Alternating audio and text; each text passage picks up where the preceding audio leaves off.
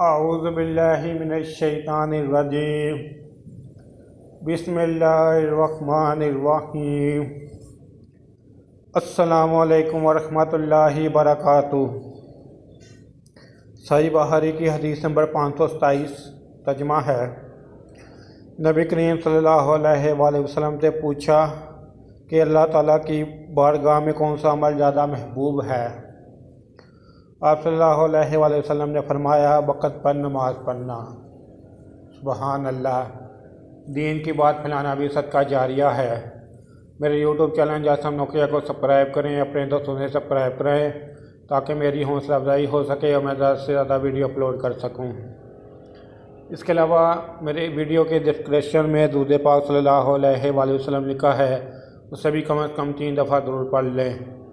السلام علیکم ورحمۃ اللہ وبرکاتہ۔